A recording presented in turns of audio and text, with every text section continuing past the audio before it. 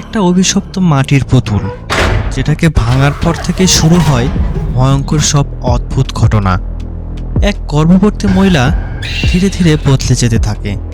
মাঝরাতে অদ্ভুত আচরণ, ভয়ানক হাসি আর এমন কিছু ঘটনা ঘটতে শুরু করে যেগুলোর কোনো ব্যাখ্যায় খুঁজে পাওয়া যায় না।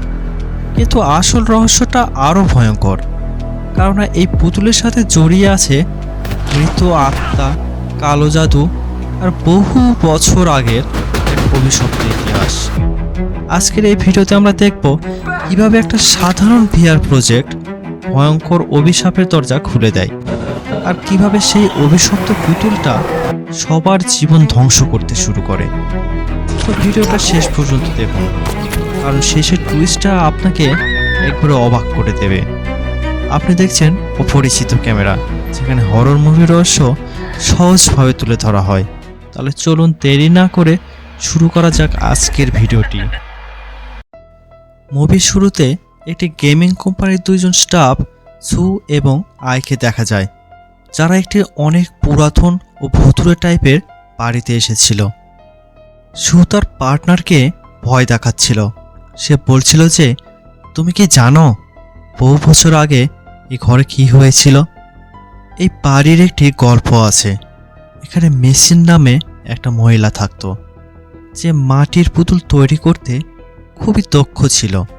এমনকি তার পুতুলগুলো জাদুঘরে সংরক্ষণ করে রাখা হয়েছে। হঠাৎই একদিন তার স্বামী তাকে মেরে ফেলে, আর সে নিজেও আত্মহত্যা করে। তার স্বামীর লাশটা পাওয়া গেলেও মিন সিংয়ের লাশটা এখনো পর্যন্ত পাওয়া যায়নি। শোনা যায় যে তার আত্মাটা নাকি এই বাড়িতে এখনো পর্যন্ত ঘুরে বেড়ায়। তুমি কি জানো অবাক করা বিষয়টা কি? সে তার পুতুলগুলো কবরে মাটি দিয়ে তৈরি করত, আর সেখানে বিভিন্ন মন্ত্র লিখে রাখত। সবাই এটা বলে যে সে নাকি বিভিন্ন আত্মাকে বশ করতে চেয়েছিল, আর তাদের মাধ্যমে নিজে অনেক সম্পদের মালিক হতে চেয়েছিল। তুমি এখন একটা বিষয় ভাবো যে মহিলাটা বেঁচে থাকতেই এরকম ছিল, সে মারা যাওয়ার পর কতটা ভয়ঙ্কর হতে পারে। সুয়ের এসব কাহিনী শুনে আই তো খুবই ভয় পেয়ে যায়। সে বলে যে, চলো আমরা এখান থেকে চলে যাই। কিন্তু সু বলে যে, দেখো, আমাদের নতুন ভিডিও গেমের জন্য এই ঘরটার স্ক্যান করা খুবই প্রয়োজন, তাই আমাদের এটা করে নিয়ে যেতেই হবে। কেননা এই ভিডিও গেমটি এই পরিবারের কাহিনীর উপরই তৈরি হচ্ছে। তাই চলো তাড়াতাড়ি স্ক্যান করে ফেলি আর এখান থেকে চলে যাই।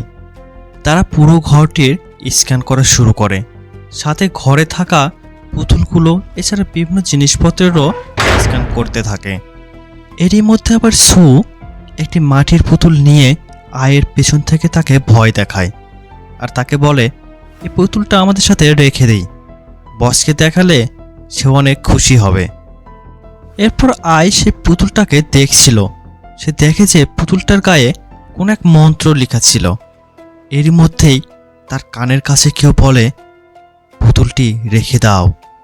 সে তো খুবই ভয় পেয়ে যায়, আর তার হাতে থাকা পুতুলটিও সেখান থেকে পড়ে ভেঙে যায়। আর সু তখন বলে, কি করছো এসব, কাজ করো ভালোভাবে। এরপর আই সুকে বোঝানোর চেষ্টা করছিল এখানে কোনো একটা শক্তি আছে যা তাদের পিছু করছে আর তাদের উপর নজর রাখছে। এটা বলেই আই সেখান থেকে চলেই যাচ্ছিল, কিন্তু হঠাৎ করেই একটা আলমারি তার উপর পড়ে সে রক্তাক্ত হয়ে যায়। তার রক্ত সে পুতুল পর্যন্ত চলে যায়। সু আইকে বাঁচানোর চেষ্টা করছিল, কিন্তু হঠাৎই সে দেখে আই সেখানে উঠে দাঁড়িয়ে আছে। কিন্তু সে সাধারণ আর মানুষ ছিল না, সে কোনো আত্মা দ্বারা পজেসড হয়ে গেছিল। সে সুকে মারার জন্য এগিয়ে যাচ্ছিল, কিন্তু তখনই সুয়ের পা ধরে কেউ একজন টান দেয়, আর সে সেখানে পড়ে যায়। এরপরে সেই মহিলার আত্মাটি সুকে টেনে নিয়ে চলে যায় যেখানে পুতুল তৈরি করা হয়। এরপর শোনা যায় সুয়ের ভয়ঙ্কর আর্তনাদ। এরপর মুভির সামনে দেখা যায় একটি সুখী পরিবার, যেখানে চ্যাং ও তার স্ত্রী মি হুয়া ছিল। চ্যাংকে দেখা যায় সে কোনো এক গেমিং কোম্পানিতে কাজ করে, আর সে নতুন কোনো একটা গেম তৈরি করছিল। আসলে এই গেমটাই ওই বাড়ি সম্পর্কে ছিল। এইদিকে চ্যাংয়ের স্ত্রী মিহুয়া আবার কাজ করত কোনো ভাঙা জিনিস ঠিক করতে, যেমন কোনো পুতুল বা বাড়িঘরের কোনো ছোটোখাটো জিনিসপত্র ভেঙে গেলে সেটাকে ঠিক করাই ছিল তার পেশা।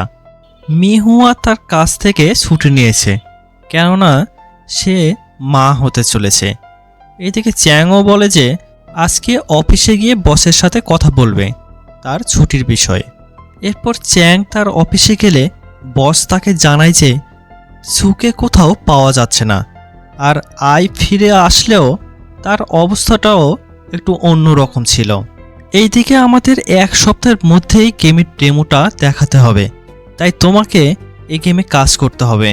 চ্যাং তার বসকে বোঝানোর চেষ্টা করে, কিন্তু এখন আর কি করার, সে শেষ পর্যন্ত তার বসের সিদ্ধান্তই মেনে নেয়।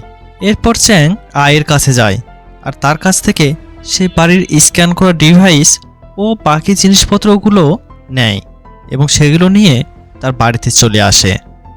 বাড়িতে এসে চ্যাং তার স্ত্রীকে বোঝায় আর সেই গেমটা সম্পর্কে বলে।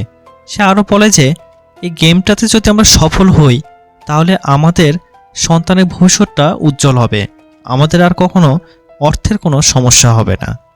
মিহুয়াও চ্যাংয়ের কথাকে সাপোর্ট করে, আর তারা দুইজনেই অনেক খুশি হয়। কিন্তু তারা এটা জানতো না এই ঘরে তারা দুজন ছাড়াও আরও একটা কেউ চলে এসেছে। পরের দিন চ্যাং অফিসে যায়, আর সে ওই মহিলাটার ব্যাপারে আরও বেশ কিছু বিষয় জানার চেষ্টা করছিল, যাতে সে তার গেমটাকে আরও ভালোভাবে বানাতে পারে। কাজের ফাঁকে চ্যাং তার ওয়াইফের কথা মনে পড়ে, তাই সে তার কাছে কল করে লিভিং রুমে আসতে বলে। তখন সে আসলে দেখে যে সেখানে একটা ক্যামেরা লাগানো ছিল, আর চ্যাং তার ফোনে সেটা সরাসরি দেখতে পাচ্ছিল। এইভাবে তাদের সময় কেটে যায়, আর দিন পেরিয়ে রাত নেমে আসে।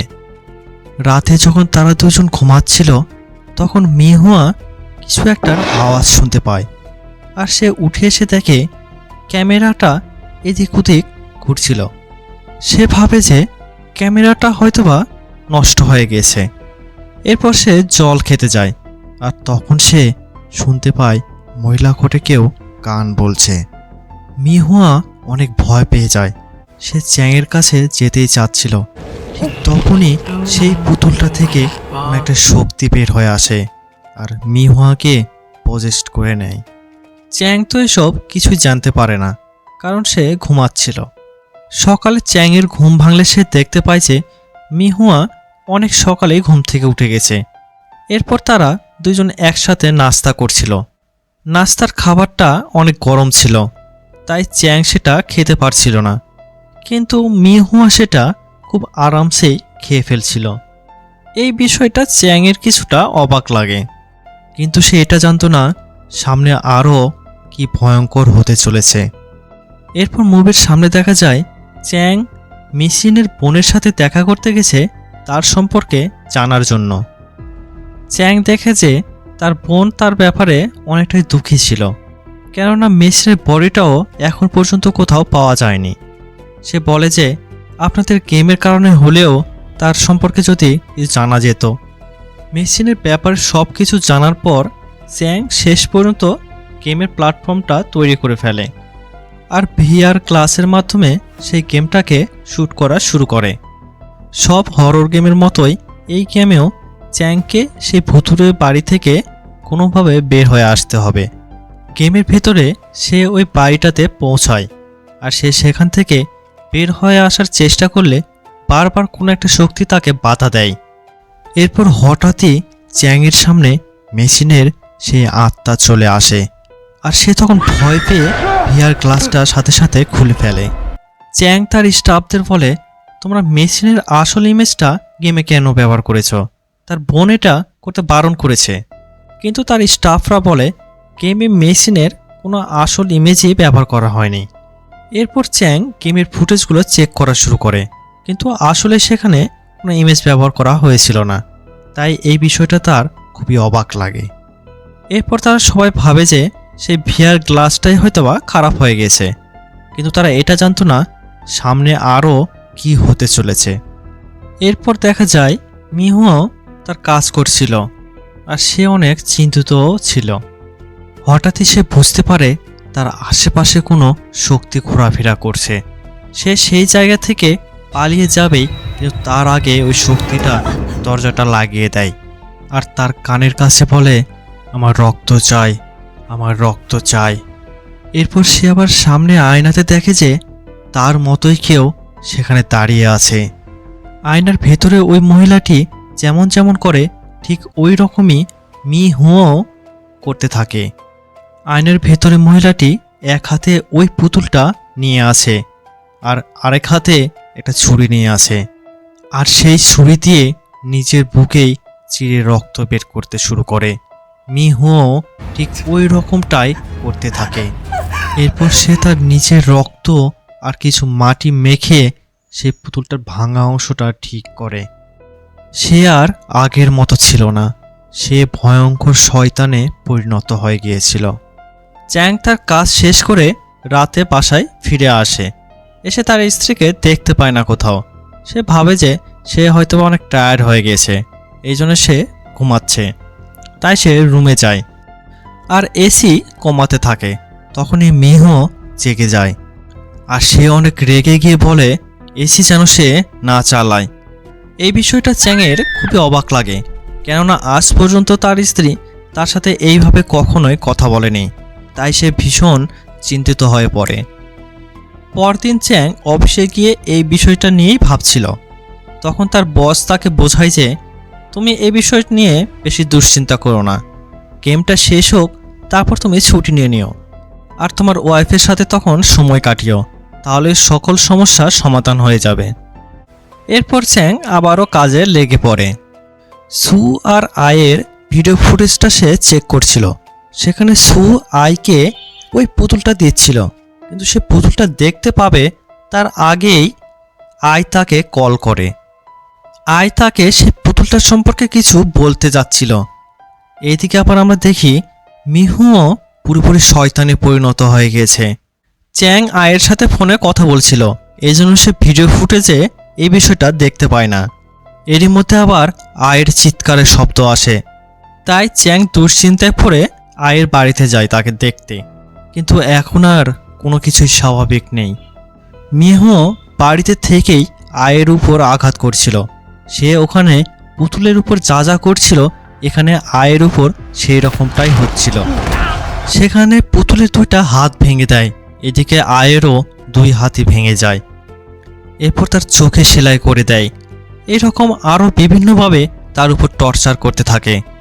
এই সব কিছুই হচ্ছিল চ্যাংয়ের সামনেই, কিন্তু চ্যাং কোনো কিছু করতে পারছিল না। শেষ পর্যন্ত আইকে মেরে ফেলে, আর চ্যাং এটা দেখে ভীষণই ভয় পেয়ে সেখানে স্তম্ভিত হয়ে থাকে। এই ঘটনার পর থেকেই চ্যাংয়ের সেই পুতুলটার উপর সন্দেহ হতে থাকে। সে বাড়ি গিয়ে দেখেছে সেই পুতুলটার ভাঙা অংশটা জোড়া লাগিয়ে দিয়েছে মিহুও। চ্যাং পুতুলটা হাতে নিয়ে ভালো করে দেখবেই ঠিক তখনই মিহুও দরজাতে আওয়াজ করতে থাকে, আর সে দ্রুত ভিতরে এসে চ্যাংয়ের হাত থেকে পুতুলটা ছিনিয়ে নেয়। আর এই সময় মিহুর সে ভয়ঙ্কর রূপটাও দেখতে পায় চ্যাং। চ্যাং বুঝতে পারে যে মিহুও আর স্বাভাবিক নেই। পরদিন চ্যাং একটা লোকের কাছে যায় যে এইসব বিষয় নিয়েই কাজ করত। সে চ্যাংয়ের সব কথাই শোনে, আর সে সিং নামে একজন লোকের কাছে যাওয়ার পরামর্শ দেয়। সিং চ্যাংয়ের কাছ থেকে সে পুতুল সম্পর্কে জানলে খুবই ভয় পায়, আর সেখান থেকে সে চলে যেতে লাগে। চ্যাং তার কাছে অনেক অনুরোধ করে এবং বলে যে তার ওয়াইফের জীবন খুবই বিপদগ্রস্ত। এসব শুনে সিং রাজি হয় তাকে সহযোগিতা করার জন্য। এরপর সিং ওই পুতুলের উপর লেখাগুলো রিসার্চ করে। সে দেখে যে এটা হচ্ছে এক ধরনের মন্ত্র, যা আত্মাকে বন্দি করার জন্য ব্যবহার করা হয়। সিং বলে যে তোমার কাছে এই মন্ত্রটা কিভাবে আসলো? তখন চ্যাং প্রথম থেকে শেষ পর্যন্ত সব কিছু বিস্তারিত তাকে বলে। সিং তখন বুঝতে পারে যে এই পুতুলটাতেই কোনো রকম সমস্যা আছে। এরপর সিং চ্যাংয়ের সাথে তার বাড়িতে যায় সেই পুতুলটাকে ভালোভাবে দেখার জন্য। সিং সেই পুতুলটা নেওয়ার সাথে সাথেই সেখানে মিহুও চলে আসে আর সিংকে সেখানে মারার চেষ্টা করে বিভিন্নভাবে। সিং তার শক্তি দ্বারা মিহুও অর্থাৎ সে আত্মাকে সেখানে কাবু করে ফেলে, তবে সেটা বেশি সময়ের জন্য করতে পারে না। মিহুও অজ্ঞান হয়ে পড়ে। যখন তার জ্ঞান ফিরবে তখন সে সবাইকে মেরে ফেলবে। এরপর সিং দেখে যে ওই পুতুলে মন্ত্রটা পুরোপুরি লেখা ছিল না। চ্যাং তখন বলে যে পুতুলটা যখন সে এনেছিল তখন পুতুলটার এক অংশ ভাঙা ছিল, তার স্ত্রী এটাকে ঠিক করেছে।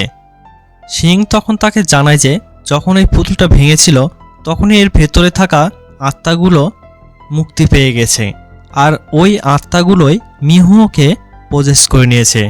আমাদের হাতে কাল সকাল পর্যন্ত সময় আছে।